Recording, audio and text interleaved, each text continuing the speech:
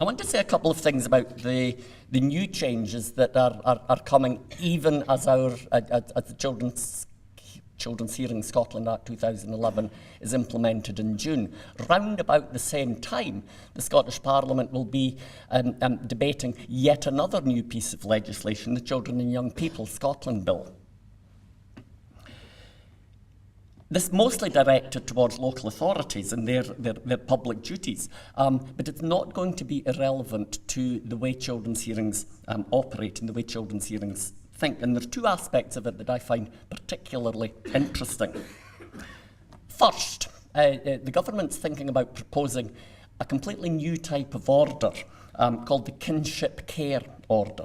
It's designed for those children who are looked after away from their birth parents, but within the confines of their wider family, rather than approved foster carers. Same, I think, is to be a bit similar, but a bit more flexible to the permanence order, but without perhaps the high level of judicial involvement that order requires.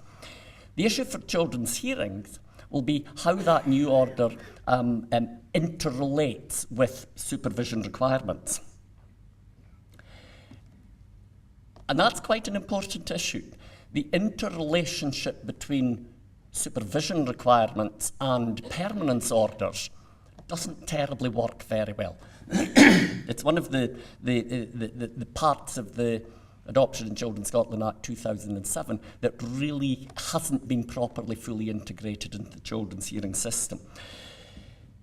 Responses from consultees to this proposal have been, to say the least, rather mixed, and I'll be quite interested to see what the Scottish Government comes up with precisely in precise terms.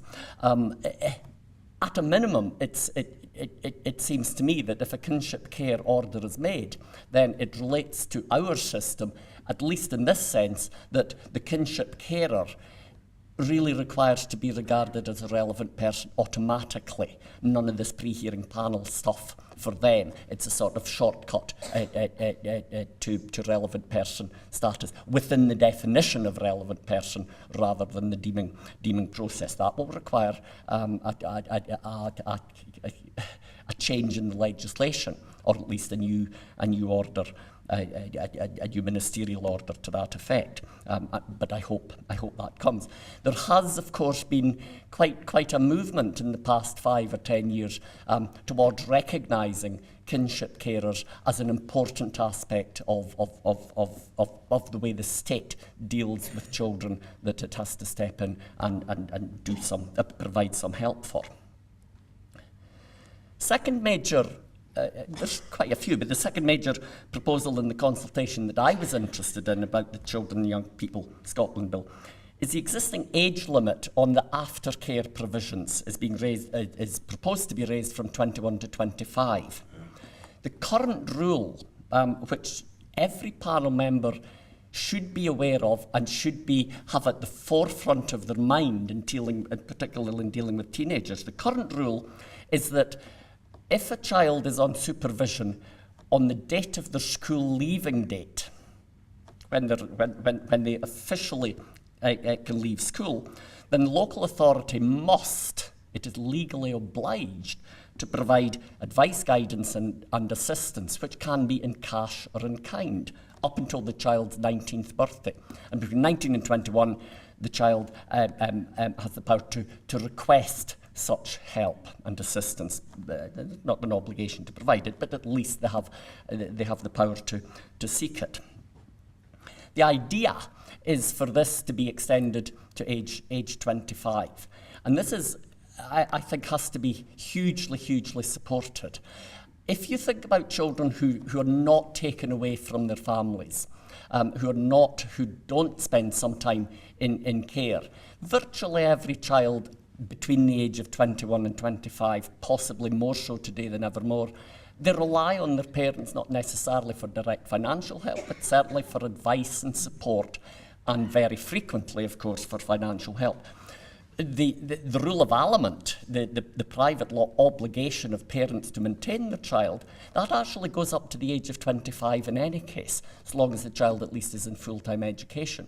So there's a precedent and a sense in providing the same sort of service for children who are in care.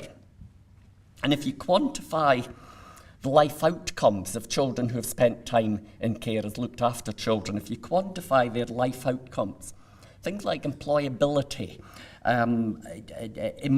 educational achievement, stability of their own marital and other adult relationships, social mobility. If you compare that for children who were in care with children who have never been looked after children, it's enough to make you weep. Of course, the major consequence of all these deleterious consequences tends to be the issues that have brought them into the system rather than the system and the way the system operates. But nevertheless, the state is stepping in and saying, we are going to take over some of the parenting. Well, parenting carries responsibilities. Even if it's parenting by the state, it carries responsibilities. And even when the legal responsibilities at the age of 16 for most parents have disappeared, they still have at least moral responsibilities for very much longer than that. And if the state takes that over, that seems to be an unequivocally good thing. Local authorities in the response, by and large, have not liked this proposal for the very simple reason that it will be expensive. It will be expensive for them. But it seems to me that's a very short-term way of looking at expenses, because if you can nip problems in the bud, early intervention creates an environment in which people are able to flourish in their adult lives. If you can achieve that, then you are saving far, far more in the future than what you save this particular year.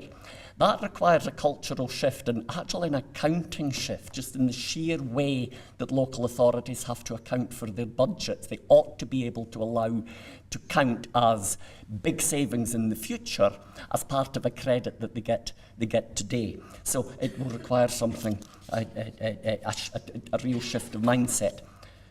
And for panel members, please always remember this when you're dealing with a 16-year-old whose problems have been solved, and you're thinking about terminating the supervision requirement. Keep them on supervision requirement, even just for a limited period, 3 or 6 months, to get them over that crucial date. Keep them on, because if they're on the order on their school leaving date, they have a legal right to claim aftercare from the local authority.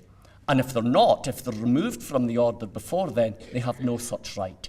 This is a really, really important thing that panel members can make a huge difference to children who are leaving care.